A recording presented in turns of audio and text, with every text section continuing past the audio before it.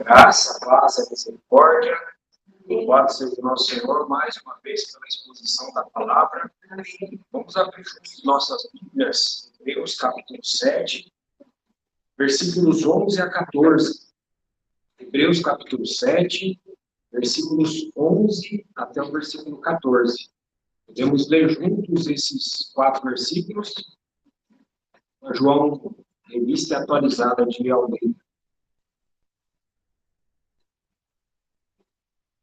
Acharam? Vamos ler?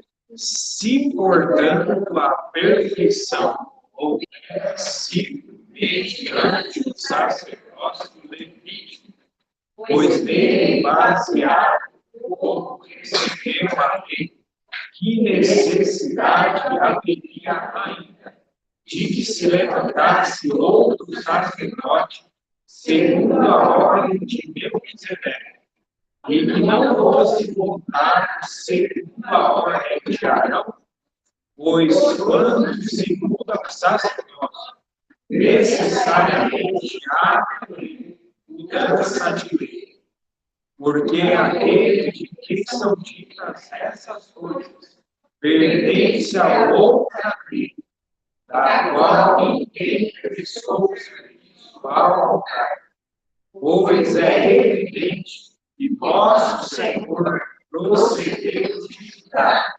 trigo a qual Moisés nunca fez sacerdote. Mais uma vez, nós nos entregamos a Ti, para que o Senhor abra os nossos ouvidos, abra os nossos corações, Senhor, torna eles uma boa terra. Nós queremos ter um terreno que frutifique em nossos corações. Não queremos ser como um terreno da beira do caminho, onde Satanás vem e rouba a semente. Tampouco queremos ser um terreno cheio de pedras. Ó, Senhor, tampouco um terreno de espinhos. Senhor, pedimos ao Senhor que o Senhor tire qualquer inquietação, qualquer barulho, qualquer ruído, qualquer preocupação, ansiedade, qualquer outra coisa que venha atrapalhar da Tua palavra penetrar em nós. Toda qualquer distração, elimina, Senhor. Abre-nos as Escrituras. Fala o Senhor mesmo conosco. Se aquilo que não prover do Senhor, Senhor, dá a capacidade para os irmãos de discernir e reter apenas o que é bom. Senhor, nessa noite, mostra-nos um pouco mais desse Teu sacerdócio. Nós te pedimos. Nós queremos aprender, isso é importante para nós. Porque também somos sacerdotes. Louvado seja o Teu nome. Em nome de Jesus que nós oramos. Amados irmãos, nós vamos estudar, desde que o ano começou, a Epístola aos Hebreus.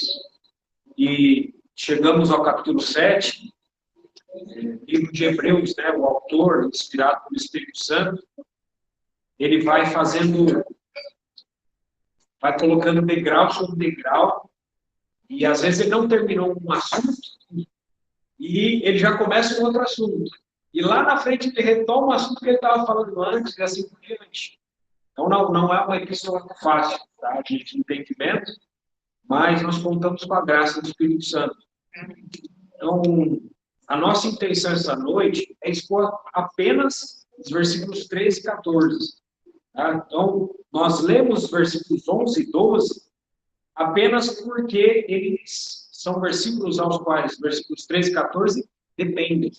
São versículos, o 11 e 12, que contextualizam o versículo 13 e 14. Porque semana passada, né, nós temos um canal no YouTube, se irmãos quiserem acompanhar, ver, já foram expostos esses versículos 11 e 12, desde o versículo 4, na semana passada.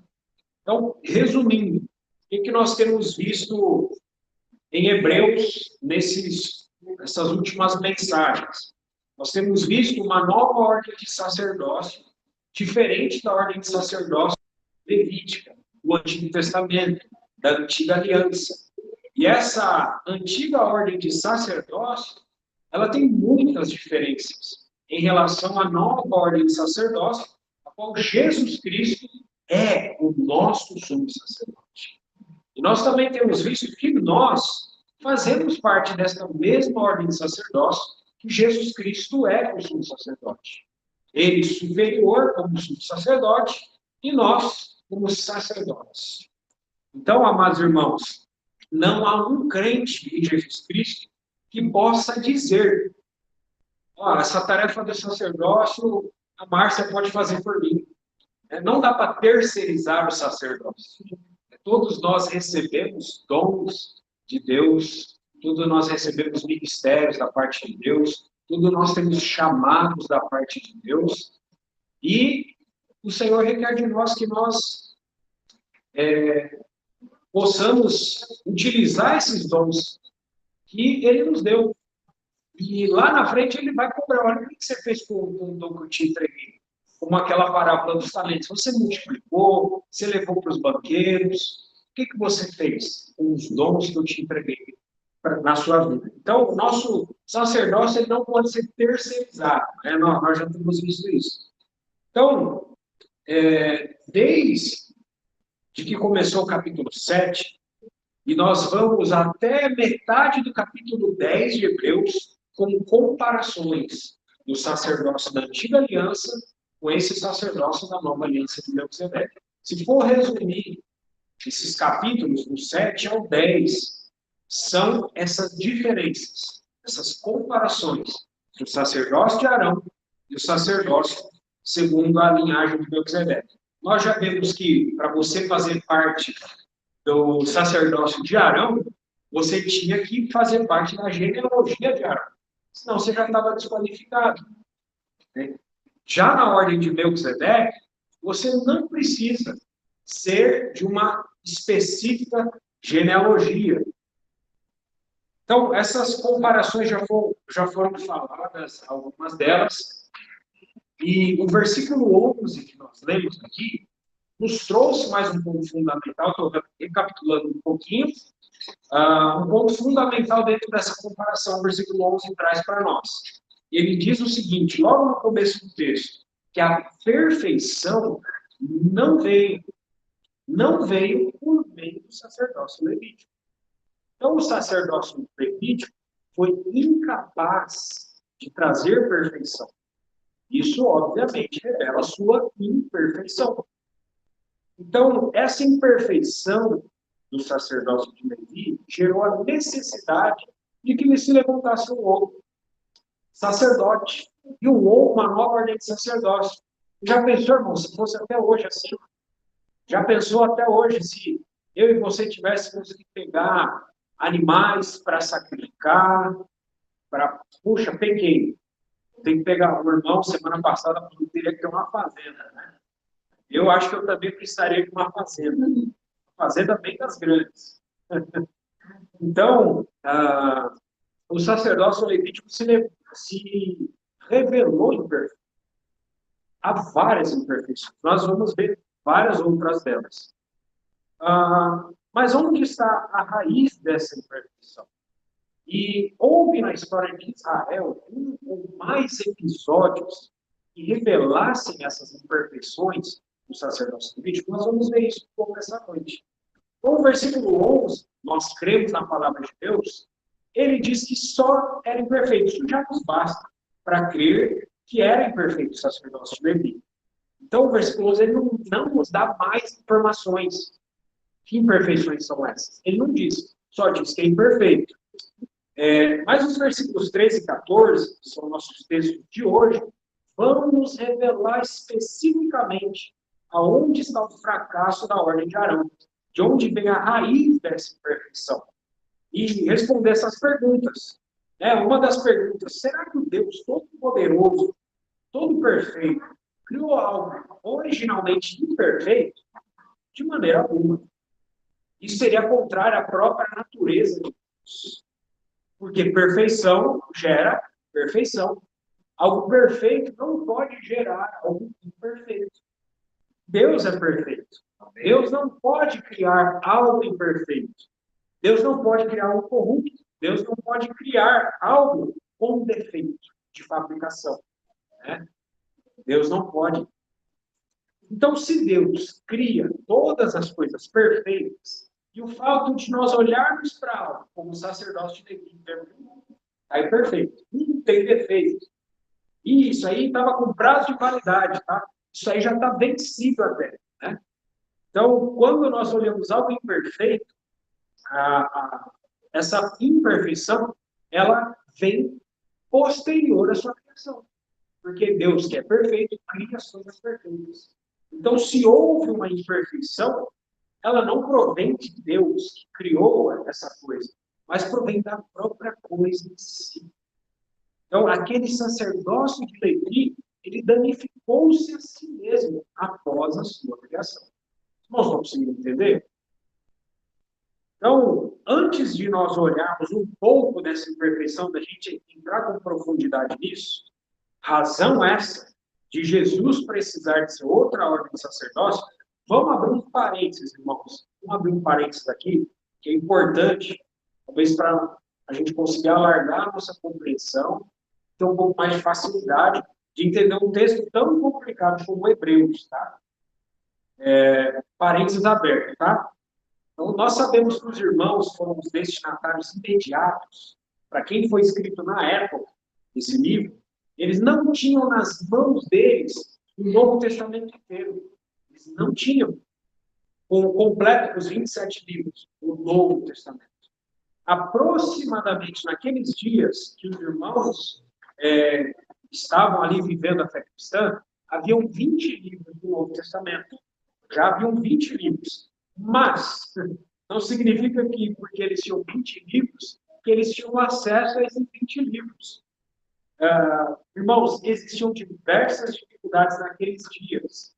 O processo de escrita era caríssimo e você precisava de um copista. Você pagava caro por um copista, era manual, de imprensa, né? Hoje manda para a gráfica, você quer publicar qualquer coisa, você publica um monte.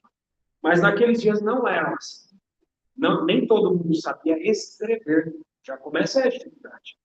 Então, você precisava não só que alguém escrevesse, mas que fosse muito bom em escrever.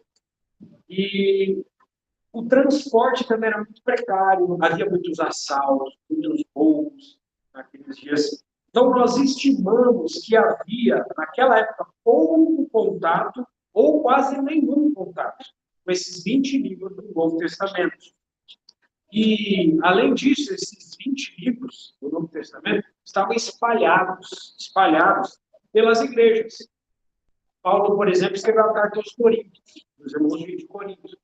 Talvez essa carta estivesse só lá em cidadezinhas próximas. Talvez o irmão que estivesse em outra região bem longe, nunca tivesse ouvido falar que Paulo escreveu uma carta para os irmãos coríntios, naqueles dias, dentro daquele contexto. Tá? Então, o contato com as escrituras do Novo Testamento ia ser bastante reduzido. E, ainda que os irmãos soubessem, digamos, da existência de alguma carta, ter contato com ela era outra coisa. Então, o que restava para os irmãos daqueles dias, não somente os irmãos aos quais foram escritos, esses escritos aqui de Hebreus, mas em todas as igrejas, era conhecer a fé cristã aonde? No Antigo Testamento. Conhecer as Escrituras do Antigo Testamento. Não era fácil, irmãos. Hoje a gente vai num hotel, o que tem a cabeceira ali? Novo Testamento, Salmos e Provérbios. Né? Hoje é comum para nós. Mas naqueles dias não tinha isso. Então, a única maneira de eles conhecer o jeito, como é que eles iam saber do Messias? Indo para o Antigo Testamento. Olhando para as profecias, os salmos, e encontrar Cristo ali. Não era uma tarefa fácil. Era uma tarefa trabalhosa. Então, por que o Antigo Testamento? Porque aqueles 39 livros do Antigo Testamento já eram um fato muito bem estabelecido. Era de conhecimento comum das igrejas do Antigo Testamento. E, em especial, quando nós olhamos para o Novo Testamento e a Epístola aos Hebreus, os pensamentos do autor inspirado, eles estão encharcados do Antigo Testamento. Então, como nós já falamos aqui diversas vezes, várias citações, alusões ao Antigo Testamento. Qualquer frase falada aqui tem um pano de fundo do Antigo Testamento. Então, os irmãos daquela época estavam muito familiarizados com o Antigo Testamento. E agora nós, passa 2000 anos, estamos dentro de um contexto diferente. Eles estavam dentro de um contexto de Império Romano. Nós estamos numa era pós-moderna. Ixi, as dificuldades são gigantescas. São gigantescas que muitos desistem. Né? Muitos desistem. Então, outro fator de importância, irmãos, para nós considerarmos, facilitar o nosso entendimento, tá? Das Escrituras em geral e Hebreus, é que a igreja cristã não começou em Roma, não começou em Madrid, na Espanha, não começou no Ocidente, começou no Oriente, na cidade de Jerusalém. A igreja começou dentro do contexto oriental e se espalhou primeiro em territórios orientais.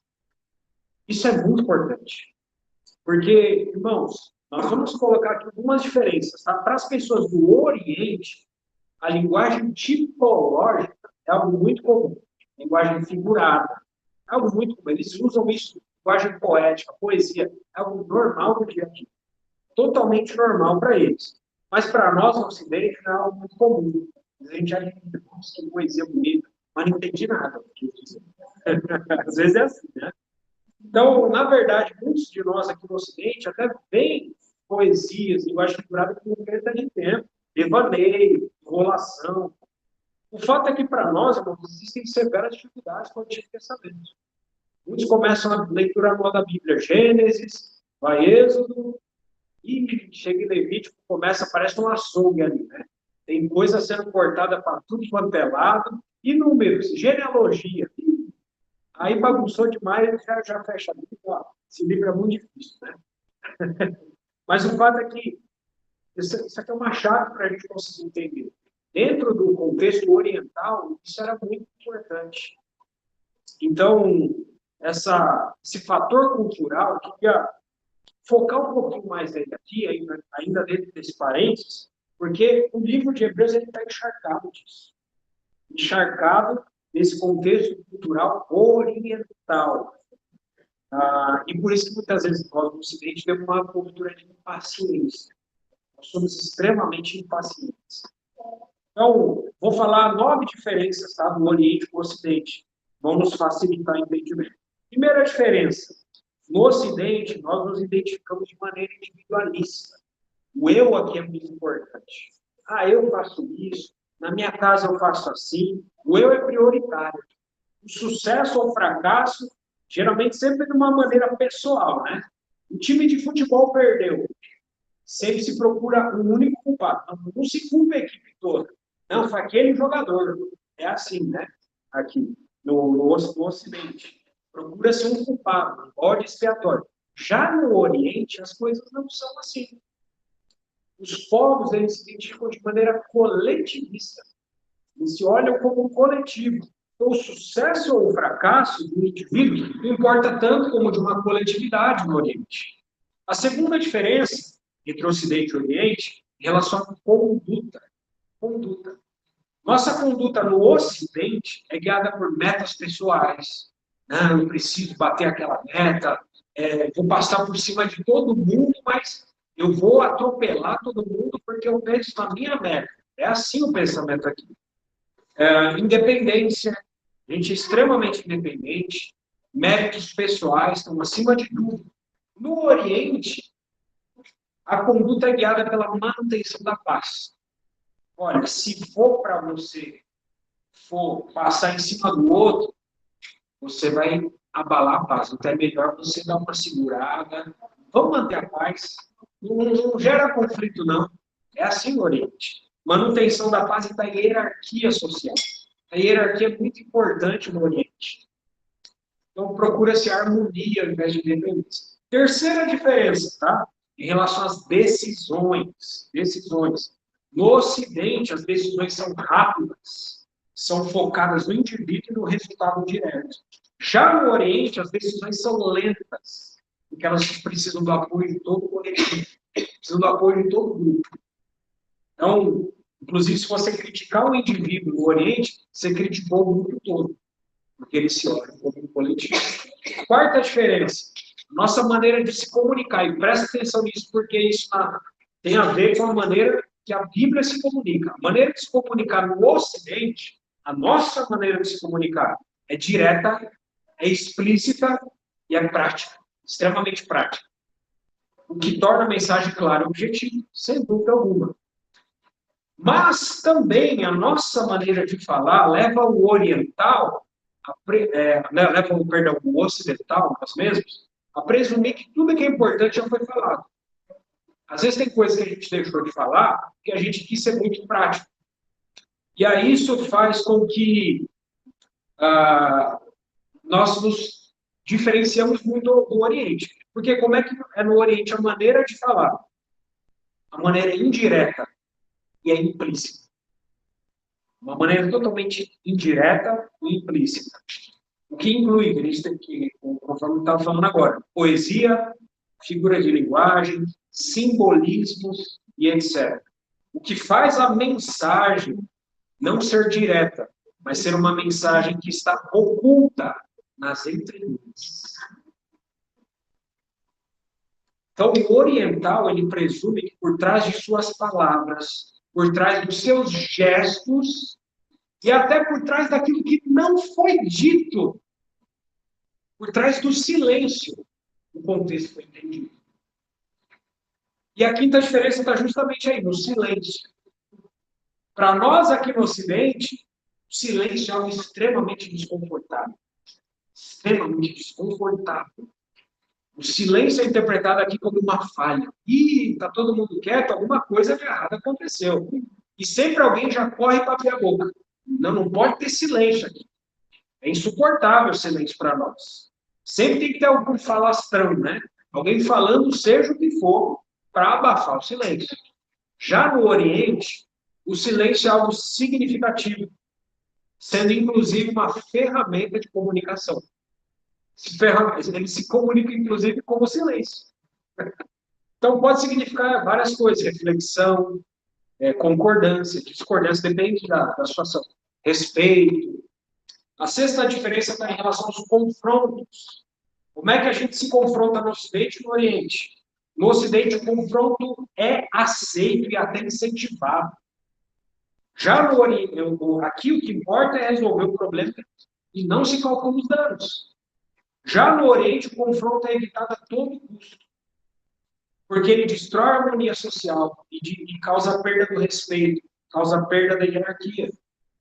A sétima diferença está em relação às críticas. Como é que são as críticas aqui no Ocidente? Elas são diretas e públicas. Às vezes destrói, humilha a reputação de uma pessoa, porque você fez uma crítica em público. Já no Oriente, as críticas são indiretas e privadas. Vem cá no privado. Ele não vai falar direto, ele ainda vai tentar dar uma deixa. Então, é algo feito em particular. Geralmente se utiliza de dicas, no eufemismo. A oitava diferença é na maneira de nós vermos o tempo. Aqui no Ocidente, nós somos monocrônicos. O que significa isso? O tempo para nós é linear, é precioso, é rígido. Uma frase que exemplifica isso é: tempo é dinheiro. A gente é assim. Como é que no Oriente? No Oriente, eles são diferentes. Eles são policrônicos. O tempo é flexível para eles. E depende das prioridades. Né? Tempo é questão de prioridade. Nós damos o nosso tempo para aquilo que é prioridade para nós. Então, lá é com base nas relações. Estou me relacionando mais com isso, vou dar mais tempo para isso. É assim. E a nona e última diferença é em relação às negociações. No Ocidente, as nossas relações são impessoais e o que respalda as nossas relações é um contrato. O papel escrito é o que respaldou as nossas negociações. Já no Oriente, não. No Oriente, o que respalda as negociações são os relacionamentos. É algo extremamente pessoal. Eu vou me relacionar com tal pessoa porque eu tenho muita afinidade com ela. Eu sei que ela não vai me passar a perna. Não precisa de contrato. Como se diz, né, os mais antigos, no fio do bigode.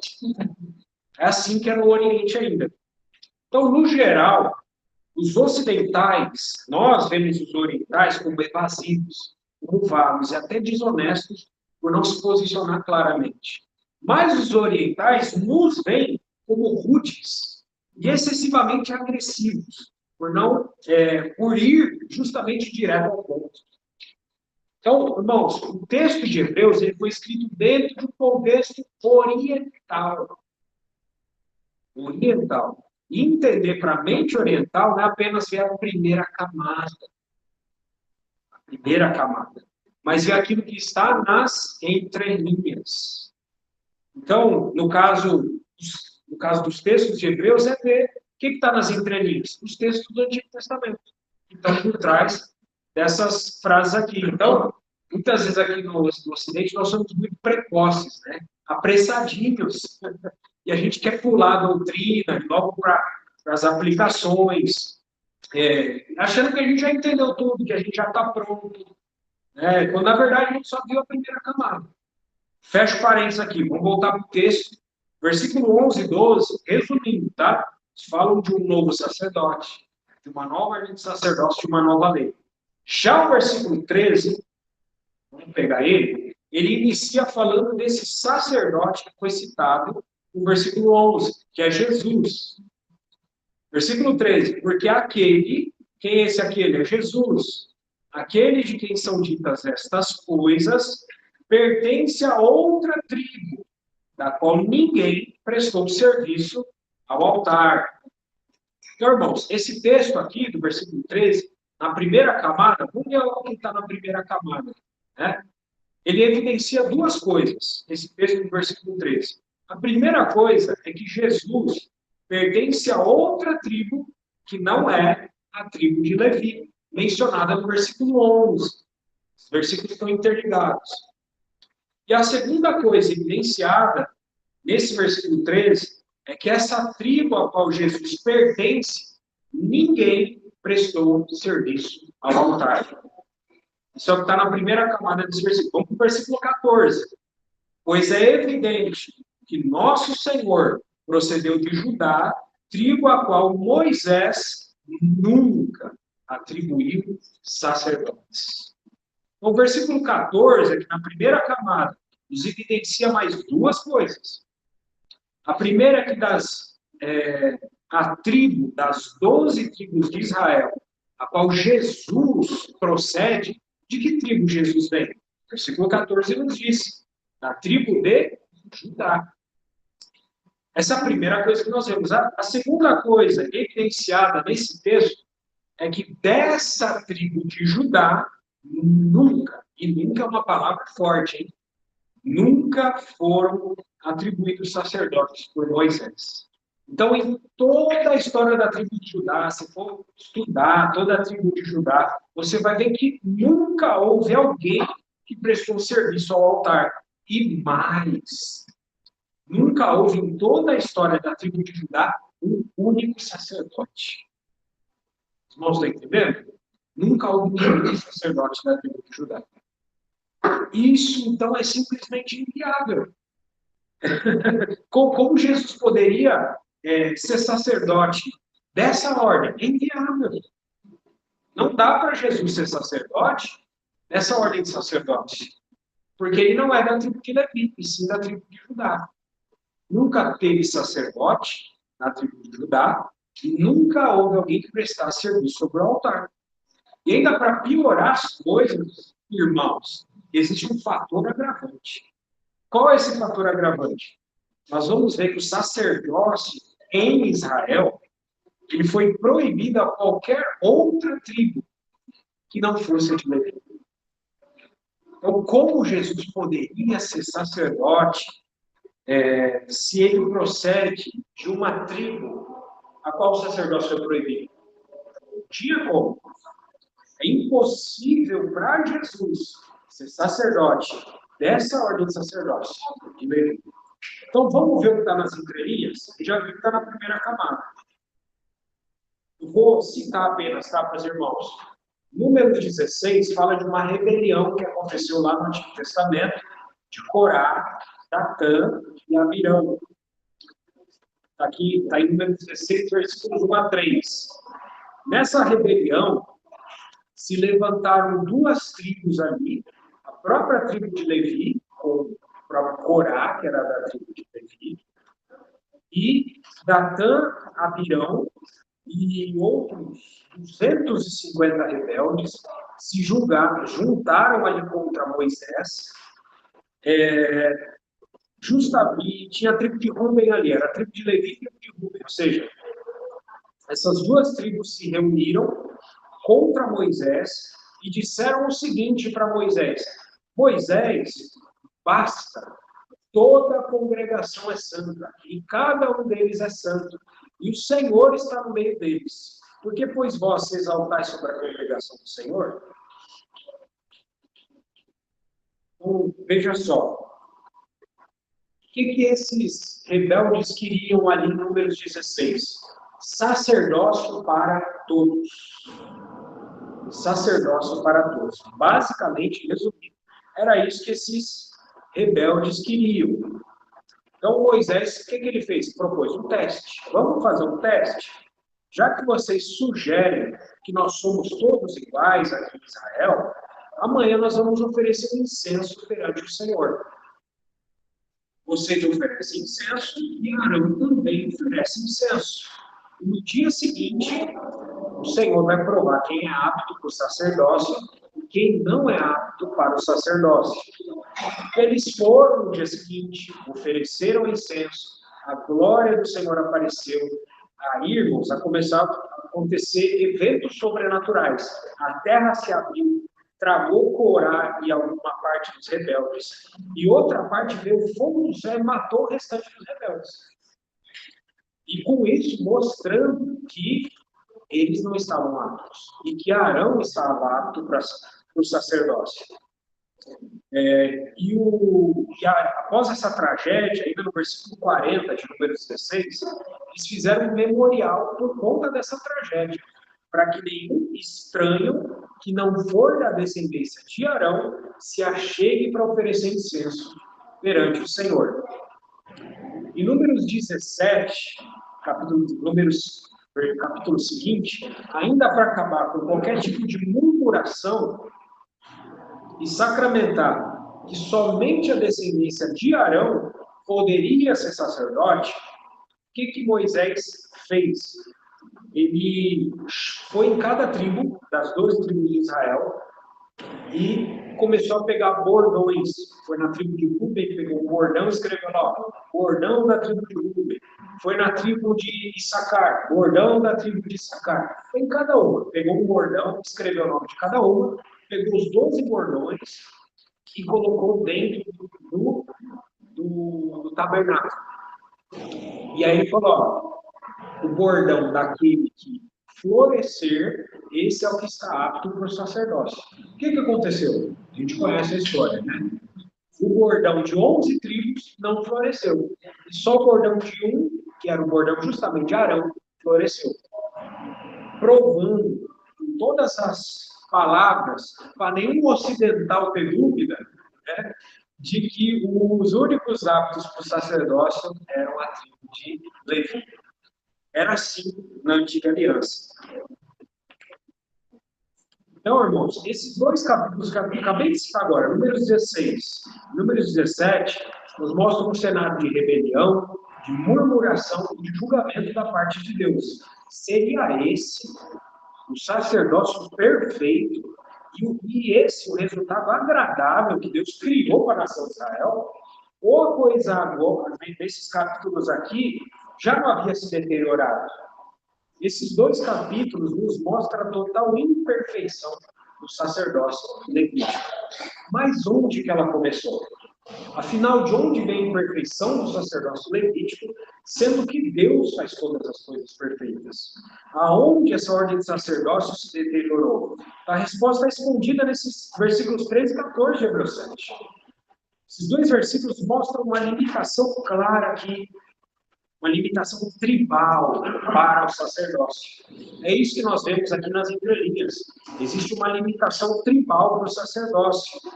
Se todos em Israel eram povo de Deus, por que apenas uma tribo? E especificamente era uma família de uma tribo. poderia se aproximar de Deus. Só eles podiam se aproximar de Deus. O resto era tudo o povo do Senhor, mas apenas uma tribo podia se aproximar de Deus. Isso por si só revela uma gigantesca imperfeição. Mas as coisas não começaram assim. Deus é aquele que cria tudo perfeito. Vamos para o começo. O livro de Gênesis, quando Deus fez aliança com Abraão, não precisa abrir, então só vou citar.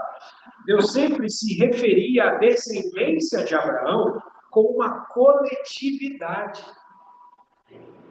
Deus fala, ó, a sua descendência vai ser como a areia da praia do mar e as estrelas do céu. Sempre falando de maneira coletiva. Os israelitas entram no Egito como uma coletividade e saem do Egito também como uma coletividade.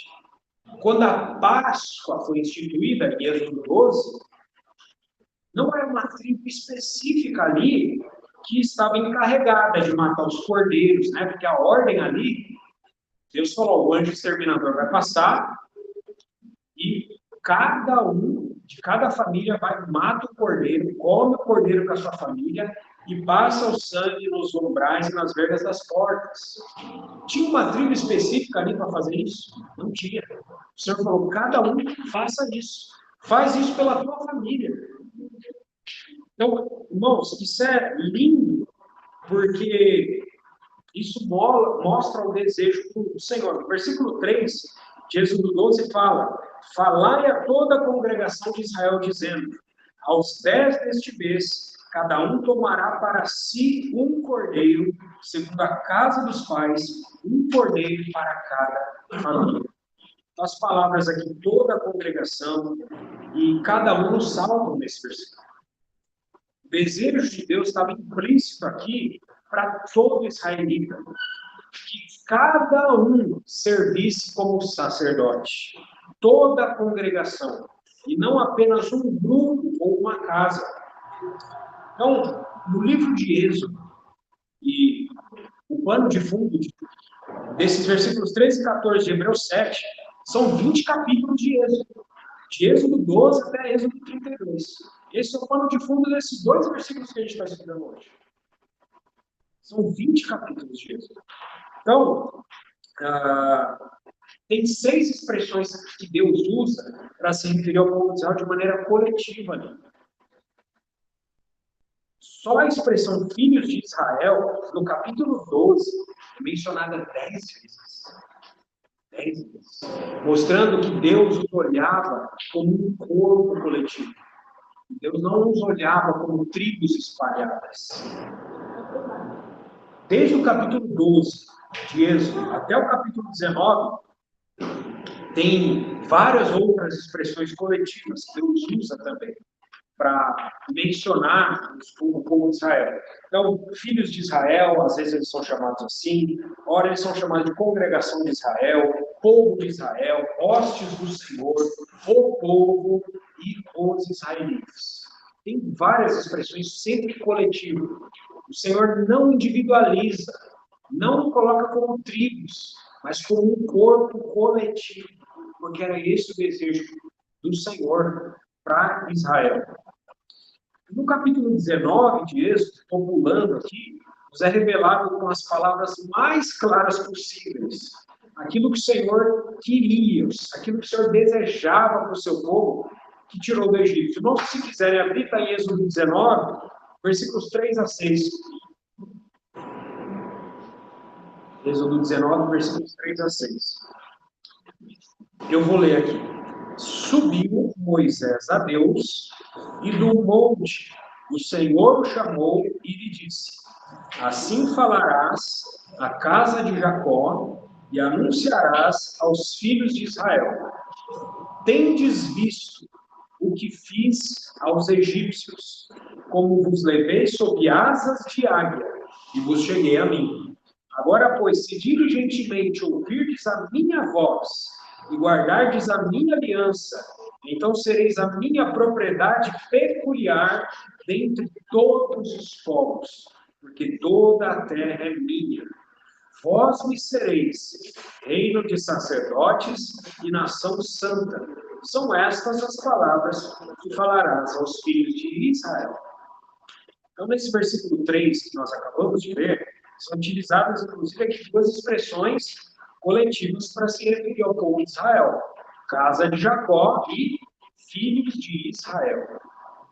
No versículo 4, o Senhor primeiramente pensou no seu poder elevado, ao dizer que quem fez aquilo com os egípcios foi ele.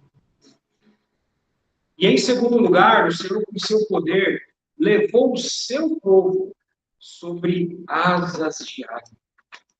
Essa expressão asas de águia, ela se refere à capacidade de uma águia de carregar os seus filhotes nas costas, o que denota, irmãos, amor e carinho da parte de quem carrega e incapacidade, impotência da parte de quem é carregado. Veja que grande amor o Senhor tinha para com a nação de Israel. Alguém que levou como asas de águia, cheio de amor, cheio de carinho, fazendo aquilo que eles não podiam fazer. E aí, em terceiro lugar, nesse versículo, está o sacerdócio aqui escondido. Vos cheguei a mim. Irmãos, todo sacerdócio começa com a ação de Deus. Todo sacerdócio começa com a ação de Deus. Muitas pessoas não querem se converter, muitas pessoas não querem ir a Jesus, porque falam, eu ainda tenho muitas coisas erradas na minha vida. É como a pessoa que tem o carro quebrado, que não quer levar o carro para o mecânico. Não, deixa eu mesmo, que não sei consertar nada, tentar consertar esse meu carro para depois eu levar para o mecânico. O sacerdócio só existe quando primeiro Deus se chega a nós. Nós somos incapazes de nos achegar a Deus. É um trabalho da graça de Deus se achegar a nós. Então nós louvamos e agradecemos ao Senhor, porque nós o amamos, porque Ele nos amou primeiro. E nós hoje nos entregamos a Ele, porque primeiro Ele se deu por nós. Se Ele não tivesse se dado por nós, hoje nós não conseguiríamos nos entregar para Ele. Sequer uma oração nós conseguiríamos fazer. Se primeiro Ele não tivesse tomado a atitude de vir a nós. Ele veio a cada um de nós. Louvado seja o Senhor. Ele fez por nós aquilo que nós não temos capacidade de fazer, que é a nossa redenção, salvação. Isso Ele fez com o seu sangue. O sangue do Cordeiro Pascal para aqueles israelitas e o sangue do Calvário para nós crentes. Foi nesse sangue que Deus se achegou a nós. Então, no versículo 5, nós vimos em Êxodo 19, Deus propôs uma aliança com o povo de Israel. Aliança essa proposta para toda a nação, não apenas para uma tribo. Deus não falou, olha, levitas, se cheguem a mim. Não, todos. Ele se chegou a todos. No versículo 6, com as palavras mais claras possíveis, Deus deseja que eles sejam um reino de sacerdotes. O que é um reino de sacerdotes? Em outras palavras, é uma nação onde todos os seus membros têm função sacerdotal. Um reino caracterizado pelo ofício sacerdotal. Uma nação mediadora para outras nações. Um povo diretamente ligado ao seu rei, que é Deus, e que aproximaria outros povos ao seu reino, para que ele reine sobre todos.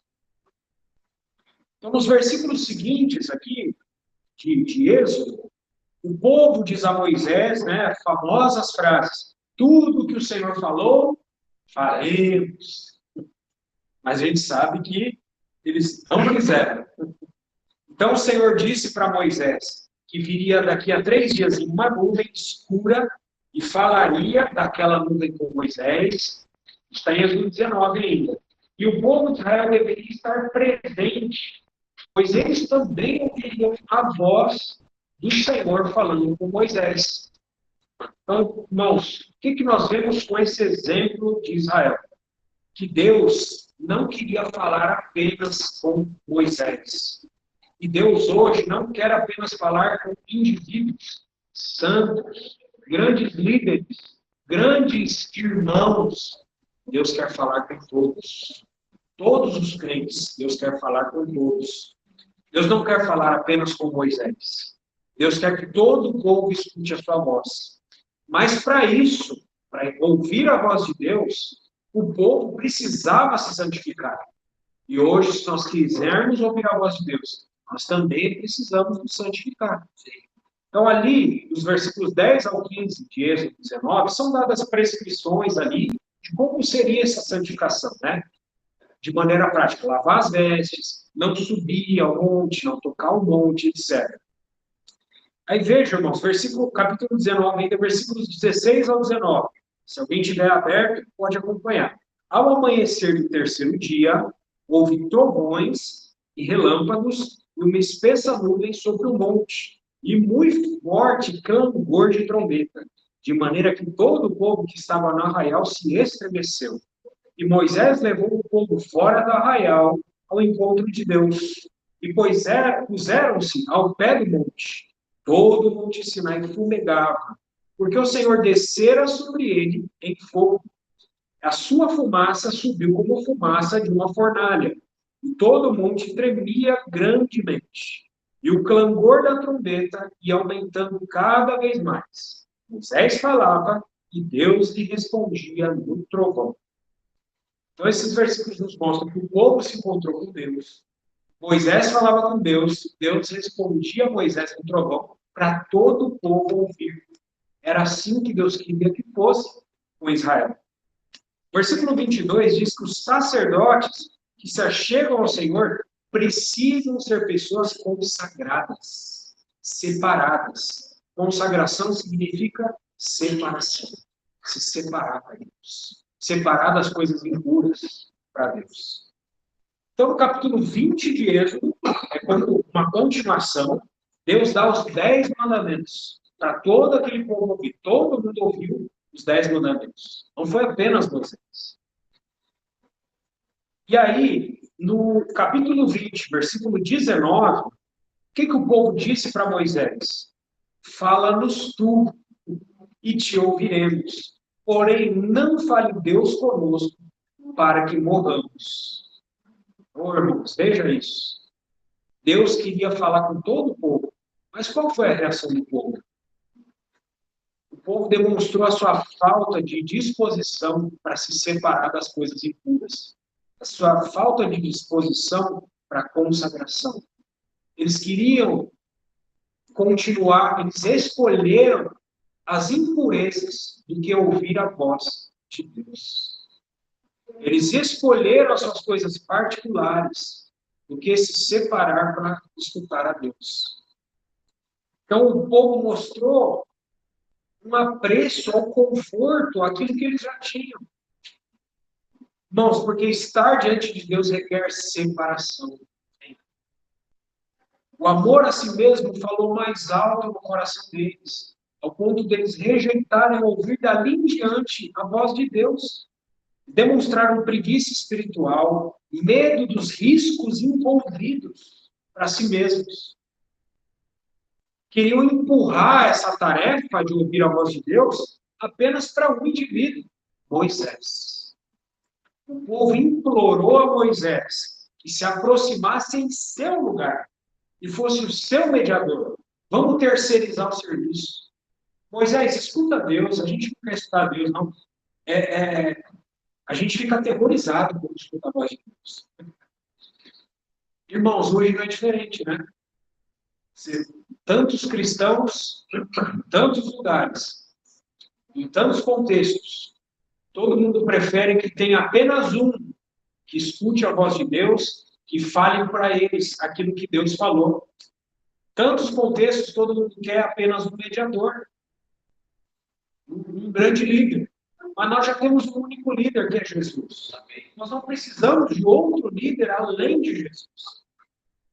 Então, Moisés, continuando ali, Êxodo 20, ele acalmou o povo, tranquilizou o povo, falou, olha, isso que aconteceu foi uma prova para que o povo entenda que se aproximar de Deus deve ser feito com temor, pois nós estamos diante daquele que é santo, santo, santo.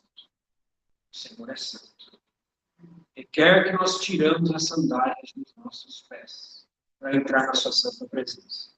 Então, nos capítulos seguintes de Êxodo, resumindo aqui, Deus deu diversas leis para o povo de Israel, acerca de diversos assuntos diferentes.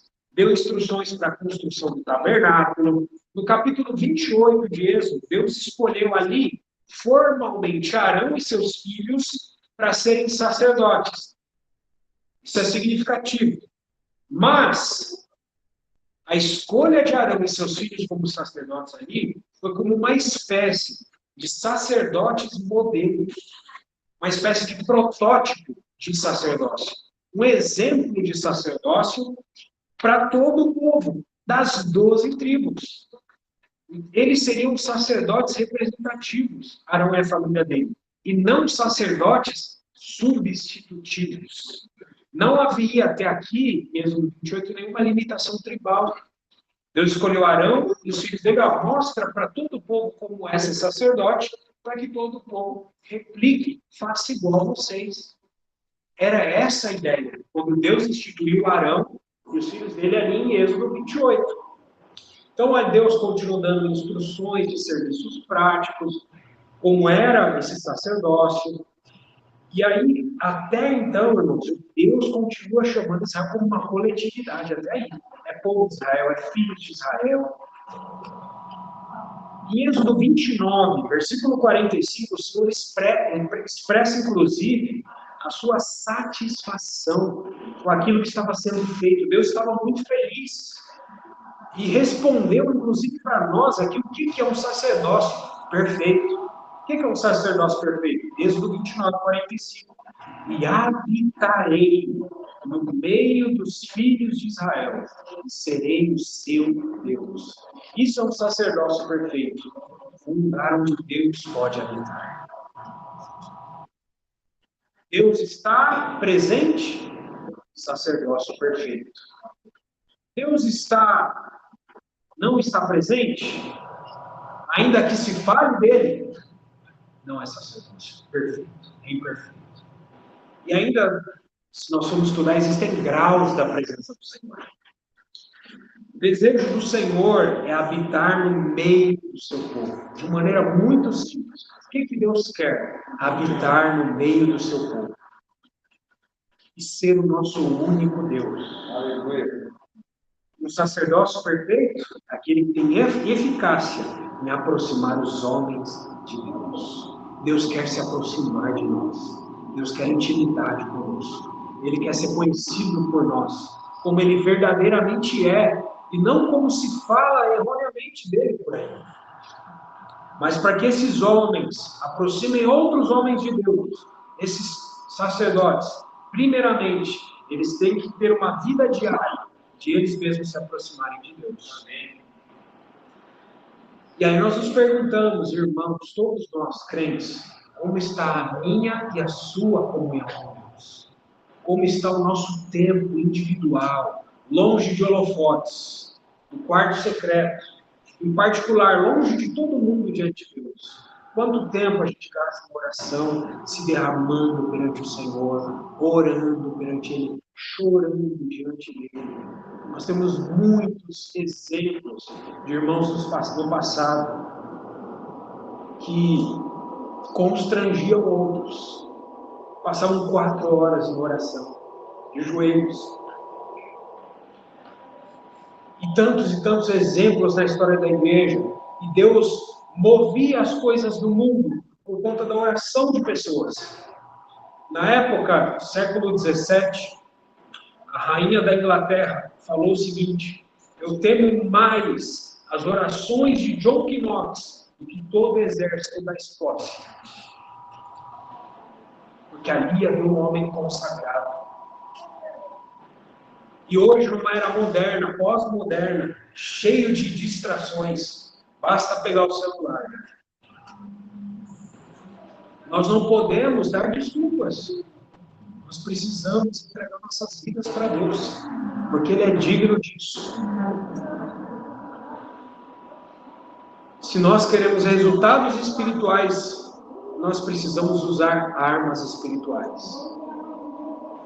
armas espirituais, para resultados espirituais. E as coisas espirituais, amados irmãos, elas não são instantâneas. Não é você colocar no miojo, ou um miojo no micro-ondas, e vai sair aquele macarrão. Não é assim a vida espiritual. Não é instantâneo. As coisas espirituais requerem nosso tempo e a nossa atenção, a nossa separação, a nossa consagração. Amém? As coisas espirituais são assim. Mas o resultado que elas dão para nós é acima de toda comparação. A satisfação que elas nos dão, nada nesse mundo pode nos dar. Então, irmãos, de Êxodo 29 ao 31, nós temos detalhes da habitação de Deus, tabernáculo, são detalhados ali. Então, vamos para Êxodo 32. O que acontece em Êxodo 32? Uma grande tragédia. Deus nos chamando de uma coletividade, um modelo de sacerdócio, explicou como seria o sacerdócio. Deus faz o tabernáculo no lugar onde Ele mesmo falou: eu vou habitar aqui e vocês vão se encontrar comigo aqui. O que acontece em Êxodo 32? Aquele que era para ser o sacerdote modelo deles, Arão, cedeu à pressão do povo. Moisés subiu ao monte, ficou 40 dias lá, por instrução de Deus. O povo ficou como nós ocidentais, impacientes. Esse Moisés não volta. Parece antigamente na fila do banco, né? Eu já vi confusão em fila do banco, porque a pessoa não queria esperar. Ou no trânsito, né? O povo fica impaciente.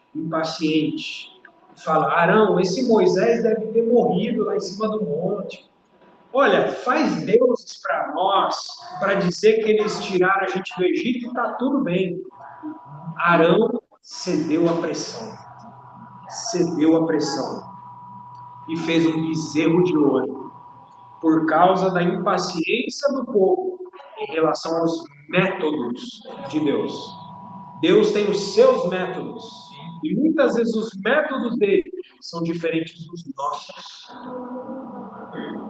Nós queremos muitas vezes empregar nossos métodos nas coisas de Deus. Qual vai ser o resultado? Sempre fracasso. Não é por força, nem por poder, mas pelo meu espírito. Coisas espirituais, armas espirituais, resultados espirituais.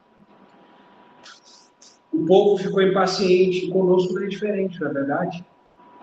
Muitas vezes Deus nos prova, colocando situações onde nós temos de esperar. E quantos bezerros de ouro nós não fazemos? Quantos bezerros de ouro nós não erigimos por conta de não ter paciência de esperar no Senhor? Somos tentados a agir quando éramos para esperar. Então Moisés desce do monte, quebra as 2 tábuas da lei, pegou o bezerro de ouro, queimou aquele bezerro de ouro, até aquele bezerro virar pó. Então, no versículo 26 do capítulo 32, Moisés diz uma frase, e essa frase foi o divisor de águas da nação de Israel, do sacerdócio levítico, até os dias de hoje. Quem é do Senhor, venha até mim. E o que aconteceu? Então se ajuntaram a ele todos os filhos de Israel, todas as 2 tribos, filhos de Levi. Que tragédia. Quem é do Senhor, vem até mim. Só Levi. Puxa. O acesso a todas as tribos de Israel, ao sacerdócio, estava aberto até aqui esse ponto. Todos podiam ser sacerdotes. Mas ao não se ajuntarem com Moisés, eles claramente estavam dizendo: nós somos de nós mesmos, nós não somos do Senhor. Nós escolhemos as nossas próprias coisas, nós não escolhemos ao Senhor. Antes preferimos fazer um bezerro do que adorar ao Senhor. As pessoas das 12 tribos podiam se achegar a Moisés, mas só uma tribo fez isso. Versículo 29. Consagrai-vos hoje ao Senhor, cada um contra o seu filho e contra o seu irmão, para que ele vos conceda hoje bênção. Irmão, sacerdócio exige consagração. Consagração não é viver como todo mundo vive, não é fazer o que todo mundo faz, não é pensar o que todo mundo pensa. Na verdade, é ir contra tudo isso, é nadar contra a maré. Isso é consagração. É ser fiel ao Senhor no momento da crise, quando todo mundo faz o contrário, mesmo o povo do Senhor. Pois ali todos eles eram o povo do Senhor e escolheram não servir ao Senhor. Todos eles tinham sido redimidos na Páscoa com o sangue. Uma figura de que eles eram redimidos. Mas mesmo redimidos, escolheram não seguir ao Senhor. Irmãos, dali em diante desse episódio, de Êxodo 32, do bezerro de ouro, o sacerdócio ficou confinado, limitado, seleto a uma única tribo, a tribo de Levi. E depois de Êxodo, que livro da Bíblia qual é o livro seguinte? Levítico. As instruções ali, esse livro não deveria carregar esse nome de Levítico, mas deveria ser um livro para todas as 12 tribos de Israel. Mas carrega o nome de uma única tribo, Levítico, porque só os levitas poderiam exercer aquelas prescrições. Que tragédia, que tragédia. Mas, irmãos, Deus ainda em seu amor abriu uma porta lateral para o sacerdócio com as demais tribos, que for nazireado. Isso é um outro assunto, mas Deus é amoroso demais. Deus é perfeito demais. Mas não mudou o fato de que dali em diante só uma tribo poderia prover sacerdotes, receber o dízimo e se aproximar de Deus. Essa é a imperfeição do sacerdócio. Levítico. Algo que é imperfeito só pode gerar mais imperfeição. E está fadado a desaparecer para dar lugar àquilo que é perfeito. Assim foi o sacerdócio levítico. E, irmãos, dali em diante, as diferenças entre as 12 tribos de Israel só se acentuaram, pioraram. Teve até um episódio no livro de Juízes, onde quase uma tribo desapareceu. A tribo de Benjamim, as 11 tribos se uniram para destruir uma tribo. Veja que deterioração, que foram ladeira abaixo a nação de Israel.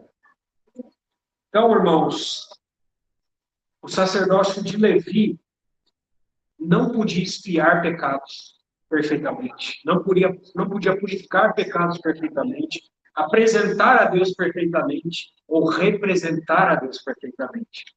Jesus jamais podia fazer parte dessa ordem de sacerdócio, porque ela havia se corrompido, se limitado, se deteriorado. Se tornou uma ordem de uma ordem de sacerdócio nacional, se tornou uma ordem de sacerdócio tribal. Que degradação. Por isso, louvado seja o Senhor pela ordem de sacerdócio na qual nós, crentes, fomos incluídos. É a ordem de sacerdócio de Melquisedeque, sem tribos. Sem tribos. É nessa ordem de sacerdócio que nós servimos ao Senhor. Por isso, irmãos, não há tribos na igreja. Não há tribos na igreja. Querer fazer tribos na igreja é querer repetir o mesmo erro de Israel. Nós não somos de Paulo, de Apolo, de Cefas ou de Cristo, excluindo os outros. Excluindo os demais. Nós, igreja, na igreja, todos nós que o recebemos, somos de Deus. Há outros grupos de crentes lá fora. O que nós dizemos deles? Eles também são nossos irmãos, são de Cristo e são nossos amados irmãos. Nós somos irmãos deles. Se você é casado, seja bem-vindo à igreja. Se você é solteiro, seja bem-vindo à igreja. Se você é órfão, seja bem-vindo à igreja. Se você é mais velho, seja bem-vindo à igreja. Se você é mais novo, seja bem-vindo à igreja. Se você é rico, seja bem-vindo. Se você é pobre, seja bem-vindo. Se você é branco, se você é preto, seja bem-vindo. Se você é mulher, se você é homem, seja bem-vindo. Porque na igreja não há tribos. Aleluia. Todos nós somos sacerdotes da igreja. E nós não olhamos os irmãos segundo a carne. Nós não vemos e medimos os irmãos pelo exterior. Nós não olhamos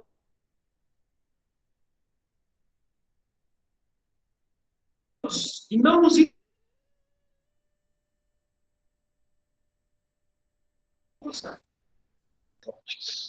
há um sacerdote sentado no seu lar. Louvado seja o Senhor. Aqui não há tribo dos casados com filhos, tribo dos mais velhos, tribo dos mais novos, todos somos sacerdotes. Vós, porém, sois raça eleita, sacerdócio real, nação santa. Oh, aleluia, louvado seja o Senhor. Não há entre nós ninguém que se destaque, ninguém que chame mais atenção, ninguém que seja mais importante do que os outros. O maior aqui entre nós na igreja é aquele que serve, é aquele que se humilha. Nós somos modelos uns para os outros e consideramos os outros superiores a nós mesmos.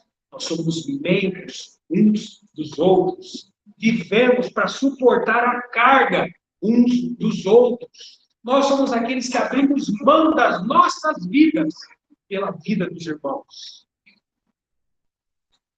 A vida de cada irmão é importante. Nós abrimos mão das nossas vidas, dos nossos objetivos e planos pessoais pelos irmãos, porque nós os amamos. Eles são importantes. São nossa família, nossa verdadeira família, nossa eterna família. Louvado seja o Senhor. E tudo que nós queremos, irmãos, é a presença de Deus em nosso meio. Nós não queremos reconhecimento, nós não queremos mais nada. O que nos basta é ter Deus entre nós. Isso é o mais importante. E o sorriso dele para nós, a satisfação dele. Isso nos basta. Porque aquele de quem são ditas estas coisas pertence a outra tribo, da qual ninguém prestou serviço ao altar. Pois é evidente que nosso Senhor procedeu de Judá, tribo a qual Moisés nunca atribuiu sacerdotes. Louvado seja o Senhor. Senhor, muito obrigado, porque o Senhor nos fez um em Cristo Jesus. Derrubou toda e qualquer parede de separação. Nosso sacerdócio hoje não está limitado a tribos.